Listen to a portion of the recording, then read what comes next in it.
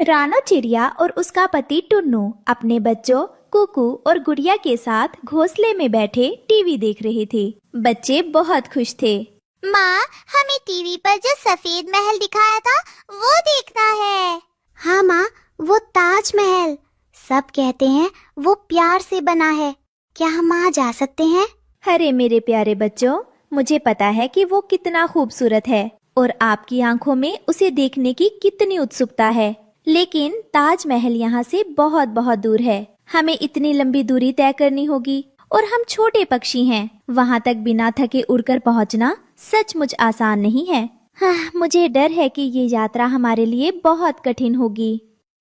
रानो सही कह रही है, ये बहुत लंबी यात्रा होगी बच्चों। अभी ये संभव नहीं है। नहीं टुन्नू, बच्चों की ये मासूम खुशी, उनका ये सपना, मैं इनकी आंखों में उदासी बिल्कुल भी नहीं देख सकती। ये ताजमहल सिर्फ एक इमारत नहीं है, ये प्यार और वादा निभाने का प्रतीक है। मैं तुम्हें विश्वास दिलाती हूँ, चाहे कितनी भी मेहनत लगे, अगर हम सब एकजुट होकर प्रयास करें तो एक दिन हम ताजमहल जरूर देखेंगे और इस यात्रा को एक यादगार सफर बना देंगे। ये मेरा तुमसे वादा है बच्चों, और मैं अपना वादा हर हाल में पूरा करूंगी। रानो अपनी सहेलियों बिंदिया और बबली कबूतरी को अपनी योजना बता रही थी। पास की टहनी पर बैठी गौरी कौवी छिपकर सब सुन रही है। मेरे बच्चे जिद कर रहे हैं। मुझे नहीं पता कि मैं ये यात्रा कैसे कर पाऊंगी, लेकिन मुझे जाना होगा। रानो, ये बहुत कठिन है। इतनी दूर बिना रुके उड़ना खतरनाक है। घबराओ मत रानो, हम तुम्हारी मदद करेंगे। हम तुम्हें रास्ता बताएंगे और रास्ते के लिए बीज भी जमा करेंगे। ओह बिंदिया और बबली, तुम दोनों ने मेरी सबसे बड़ी चिंता दूर कर दी। इस मुश्किल समय में तुम्हारा साथ और समर्थन देखकर मेरे दिल को कितनी तसल्ली मिली है, मैं तुम्हें बता नहीं सकती। आप दोनों का बहुत बहुत धन्यवाद। आप दोनों की मदद से मुझे अब और शक्ति मिल गई है। बच्चों की उस चमकीली आंखों वाली खुशी के लिए मुझे ये करना ही होगा। हाँ, इतनी छोटी चिड़िया और ताजमहल के सपने, ये खुश क्यों रहें? इनका सपना मैं तोड़ूंगी। गौरी तुरंत कालू कौवे के पास जाती है और उसे रानो की योजना के बारे में बताती है। सुनिए कालू जी, रानो चिड़िया ताजमहल जाने का सपना देख रही है। हमें उन्हें मजा नहीं करने देना है। हाँ, वो हमेशा इतनी खुश क्यों रहती है?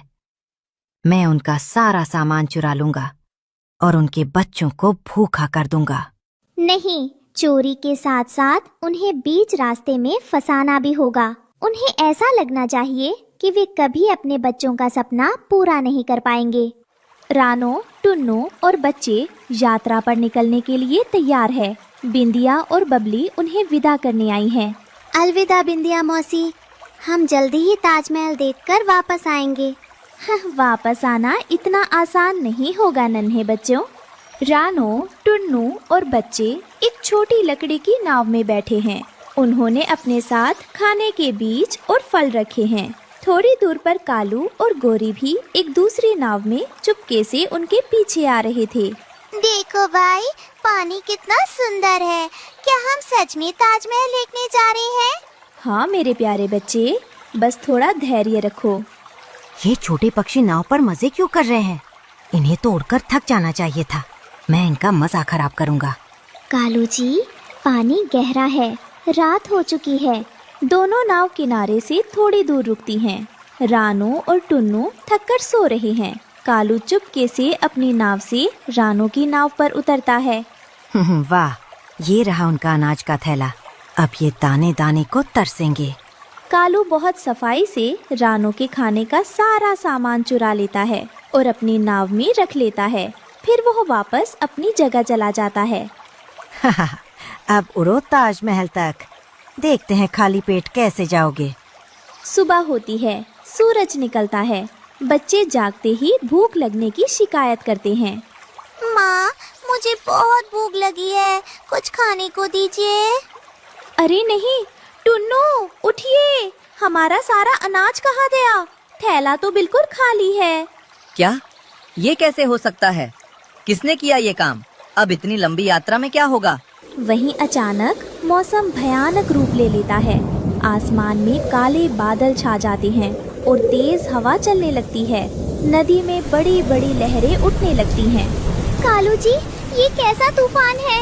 मुझे डर लग रहा है। गौरी, हमारी नाव पुरानी है, ये डूब रही है। मैंने तो इतनी बड़ी लहरें कभी नहीं देखी। कालू की नाव कमजोर थी।